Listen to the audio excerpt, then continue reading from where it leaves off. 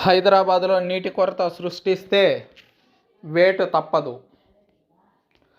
ఏ స్థాయి ఉద్యోగి అయినా ఊరుకునేదే లేదు. నీటి సప్లై వివరాలు ఎప్పటికప్పుడు నమోదు చేయాలి.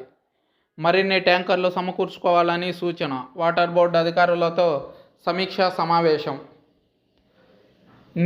నీటి ఎద్దడి అనే మాట ప్రతిపక్షాల నోటి వెంట రాకుండా చేయాల్సిన బాధ్యత అధికారులది. ఇంతకాలం పనిచేసిన వైనం ఇప్పుడేమైంది? మీ మనసులో ఏదైనా కుట్ర పెట్టుకొని పనిచేస్తున్నారా? అధికారులను మందలించిన రేవంత్ రెడ్డి. గ్రేటర్ హైదరాబాద్లో నీటి కొరత సృష్టించేలా వ్యవహరిస్తే సిబ్బందిపై కఠిన చర్యలు తీసుకుంటామని మున్సిపల్ శాఖ ముఖ్య కార్యదర్శి దానా కిషోర్ కుమార్కి ముఖ్యమంత్రి రేవంత్ రెడ్డి వార్నింగ్ ఇచ్చారు.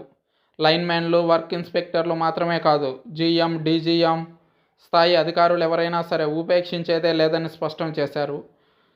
బెంగళూరు తరహా సమస్య ఇక్కడ ఉత్పన్నం కాకూడదంటూ సూచనలు చేశారు రేవంత్ రెడ్డి. సిటీలో నీటి సరఫరాలో కొందరు ఉద్యోగులే కావాలని ఆటంకాలు సృష్టిస్తున్నారనే ప్రచారంపై ఆయన స్పందించారు.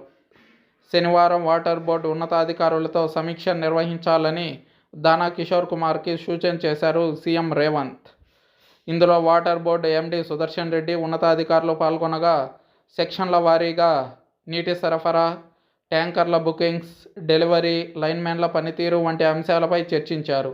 ప్రతి మేనేజర్, జనరల్ మేనేజర్, సీజీఎంలు క్షేత్రస్థాయిలో లైన్మెన్ల పనితీరుపై ప్రత్యేక దృష్టి సాధించాలని దానా కిషోర్ ఆదేశించారు.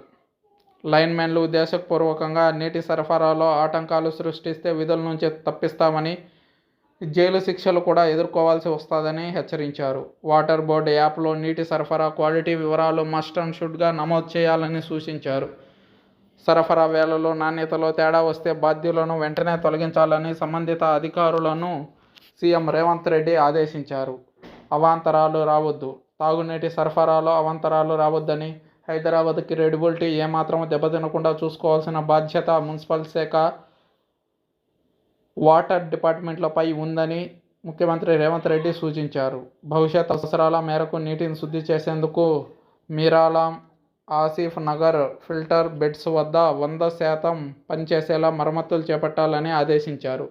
ఇప్పటికే బోర్డు పరిధిలో 750 ట్యాంకర్ల ద్వారా రోజుకు 7,000 ట్రిప్పుల వరకు నీటి సరఫరా జరుగుతున్నదని అధికారులు వివరించారు.